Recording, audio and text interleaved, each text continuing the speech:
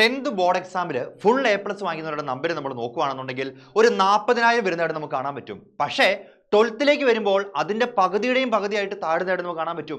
അതിൻ്റെ ഏറ്റവും വലിയ പ്രശ്നം എന്താണെന്ന് വെച്ചിട്ടുണ്ടെങ്കിൽ 10th നിന്ന് നമ്മൾ 11th വന്നു കഴിയുമ്പോൾ നമ്മുടെ ഒരു വിചാരം എന്ന് പറഞ്ഞിട്ടുണ്ടെങ്കിൽ 12th ആണ് നമ്മൾ ഏറ്റവും ഇമ്പോർട്ടൻസ് കൊടുക്കേണ്ടത്, 11th അത്ര ഇമ്പോർട്ടൻസ് കൊടുക്കേണ്ടതുള്ളതാണ്. അവിടെയാണ് അപകടം ഇരിക്കുന്നത്. അവിടെ ഏറ്റവും വലിയ വില്ലൻ എന്ന് നമ്മൾ പറയപ്പെടുന്നത് ഈ 11th ആണ്.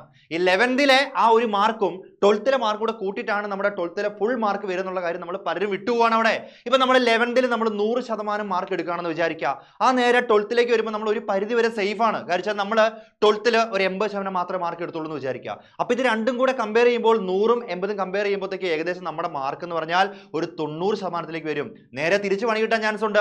നമ്മൾ 11th ഒരു 80% മാത്രം എടുത്തു, ഒരു അലമ്പിയൊക്കെ പോയിട്ട് നമ്മൾ 11th ആകെ എടുക്കുന്നത് 80 ആണെന്നുണ്ടെങ്കിൽ +2 വന്നു കഴിയുമ്പോൾ ആ ഒരു സീരിയസിലൊക്കെ വന്നിട്ട് നമ്മൾ എന്ത് ചെയ്യാനായിട്ട് പോവാണ്, 100% മാർക്ക് എടുത്തു. പക്ഷെ അവിടെ ഒരു അപകടമുണ്ട്. എന്താ, ഈ 80ഉം 100ഉം നമ്മൾ കാൽക്കുലേറ്റ് ചെയ്യുമ്പോഴത്തേക്ക് നമുക്ക് കിട്ടുന്ന മാർക്ക് എന്ന് പറഞ്ഞാൽ ഒരു 90% ആയിട്ട് ചുരുങ്ങുന്നതായിട്ട് കാണാൻ പറ്റും. അപ്പം നമ്മുടെ ഏറ്റവും വലിയൊരു വഴി എന്ന് പറഞ്ഞിട്ടുണ്ടെങ്കിൽ ഈ 11th അതേ ഇമ്പോർട്ടൻസ്, നമ്മുടെ 12th ബോർഡ് എക്സാമിന്റെ അതേ ഇമ്പോർട്ടൻസ് ഇവിടെ കൊടുക്കുക എന്നുള്ളതാണ്. ആ റിലാക്സേഷൻ ഒക്കെ മാറ്റി വെച്ചിട്ട് കൊടുക്കുക എന്നുള്ളതാണ്. അപ്പൊ അതിലേക്കുള്ള വഴികളെ കുറിച്ചാണ് നമ്മൾ ഇന്ന് വീഡിയോ ഡിസ്കസ് ചെയ്യുന്നത്. ഇനി ഈ വഴികളൊന്നും ഏറ്റില്ല എന്നുണ്ടെങ്കിൽ അവസാനത്തെ ഒരു 18ാമത്തെ അടവുണ്ട്. അത് ഈ വീഡിയോന്റെ ലാസ്റ്റ് അടവ് കാണുന്നതായിരിക്കും. അതുവരെ നോക്കിയിരുന്നോളുക. അപ്പൊ നമുക്ക് നോക്കാം അല്ലേ, നമ്മുടെ 10th നിന്ന് 11th വരുമ്പോൾ ഏറ്റവും വലിയ അപകടം എന്ന് പറഞ്ഞാൽ നമ്മുടെ ഫിസിക്സും കെമിസ്ട്രിയാണ് മക്കളെ അവിടെ ഏറ്റവും വലിയ പ്രശ്നം. അതായത് നമുക്ക് കേട്ടുകേൾവി പോലും ഇല്ലാത്ത ഈ ഒരു പ്രോബ്ലമാറ്റിക് ആയിട്ടുള്ള ക്വസ്റ്റ്യൻസ് ആൻഡ് ഡെറിവേഷൻസ് പറഞ്ഞ സാധനം ഇത് 11th വരുമ്പോഴത്തേക്ക് ഞാൻ കയറി വരും. നമ്മൾ 10th എന്താ പഠിച്ചത്? 10th നമ്മൾ ഇതൊക്കെ തിയറി ബേസ്ഡ് ആയിട്ട് കുറച്ച് കാര്യങ്ങൾ പഠിച്ചതല്ലാതെ പ്രോബ്ലം എന്താണെന്ന് പോലും നമുക്കറിയില്ല.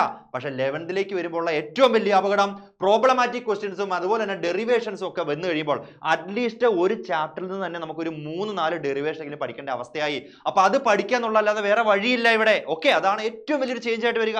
അത് ചെയ്യാൻ വേണ്ടിയിട്ട് നമുക്ക് ചെയ്യേണ്ട പരിപാടി മക്കളെ റിട്ടൺ എക്സസൈസ് ആണ് അവിടെ ഏറ്റവും വലിയ കാര്യം. നമ്മൾ എഴുതി പഠിക്കുക എന്ന് പറയില്ലേ, നമ്മൾ ഈ പ്രോബ്ലംസിനെ നമ്മൾ വായിച്ചു പഠിച്ചിട്ടുണ്ടെങ്കിൽ ഒന്നും കിട്ടാൻ പോകുന്നില്ല.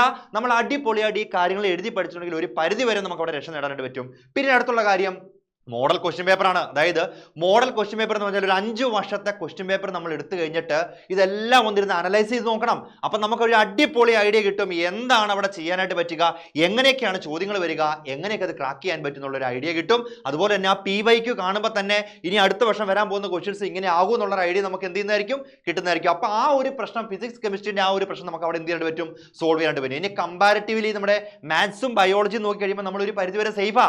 മാത്സിൽ ഓൾറെഡി നമ്മൾ 10th പഠിക്കുമ്പോഴും ഈ പ്രോബ്ലമാറ്റിക് ആയിട്ട് ക്വസ്റ്റ്യൻസിനെ അപ്രോച്ച് ചെയ്ത് പഠിച്ചവരാണ് നമ്മൾ. അതിന്റെ ഒരു എക്സ്റ്റൻഷൻ മാത്രമാണ്, കുറച്ചും കൂടെ ലെവൽ കൂടുന്നത് മാത്രമാണ് നമുക്ക് മാത്സിൽ കാണാനായിട്ട് പറ്റുക.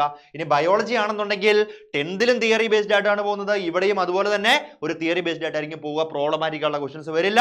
നിങ്ങൾ പേടിക്കേണ്ട കാര്യമില്ല. അഡ്വാൻസ് ആയിട്ടുള്ള കുറച്ച് കാര്യങ്ങൾ നമ്മൾ പഠിക്കേണ്ടതായിട്ടുള്ള മാത്രം അവിടെ ഒരു വ്യത്യാസമായിട്ട് വരുന്നുള്ളൂ. ഇനി നമ്മൾ ആ 18ാമത്തെ അടവിലേക്ക് പോകുകയാണ്.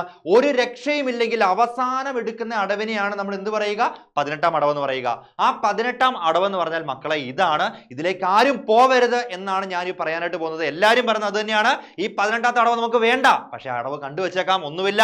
എങ്ങാനും നമുക്ക് +1 പഠിക്കാനൊന്നും പറ്റിയില്ല, നമ്മൾ വിചാരിച്ച പോലെ ഒന്നും പറ്റിയില്ല, മാർക്കുകൾ കുറഞ്ഞു. ഇനിയുള്ള ഒറ്റ ഒരു വഴി എന്ന് പറഞ്ഞിട്ടുണ്ടെങ്കിൽ നമ്മൾ +2 പഠിച്ചുകൊണ്ടിരിക്കുന്ന ആ ഒരു ടൈമിൽ നമുക്ക് ആ ഒരു ബോർഡ് എക്സാമിന്റെ അതേ ടൈമിൽ ഇംപ്രൂവ്മെന്റ് എന്ന് പറഞ്ഞൊരു പരിപാടിയുണ്ട്. നമ്മൾ 10th കേൾക്കാത്ത ഒരു സംഭവമാണല്ലോ ഇംപ്രൂവ്മെന്റ്. അപ്പോൾ ഈ ഇംപ്രൂവ്മെന്റ് എക്സാം എന്ന് പറഞ്ഞാൽ +1 മാർക്ക് കുറഞ്ഞവർ പോയി ഇടുന്ന പരിപാടിയാണ്. ആ 18ാമത്തെ അടവിലേക്ക് നമ്മൾ പോയിട്ടുണ്ടെന്നുണ്ടെങ്കിൽ നമുക്ക് +2 മാർക്കിനെ അത് അഫക്റ്റ് ചെയ്യാനുള്ള ചാൻസുകൾ കൂടുതലായതുകൊണ്ട് ഒരു രക്ഷയും ഇല്ലെങ്കിൽ മാത്രം എടുക്കേണ്ട അടവായിട്ട് അതിനെ കണ്ടുവെച്ചോളുക. അപ്പൊ ഇതൊക്കെ മനസ്സിലാക്കിയിട്ട് നിങ്ങൾ ആ ഒരു 11th വരുമ്പോൾ അതിന്റെ സീരിയസ്നെസ് മനസ്സിലാക്കി പോയിട്ടുണ്ടെങ്കിൽ ഉറപ്പായിട്ട് മക്കളെ നിങ്ങൾ A+ തൂക്കിയിട്ടേ വരുവുള്ളൂ എന്നുള്ള കാര്യം ഉറപ്പാണ്. റെഡി അല്ലേ? അപ്പൊ ഇങ്ങനെയുള്ള മോർ വീഡിയോസിനായിട്ട് നമ്മുടെ ചാനൽ സബ്സ്ക്രൈബ് ചെയ്യുന്ന കാര്യം മറക്കരുത്.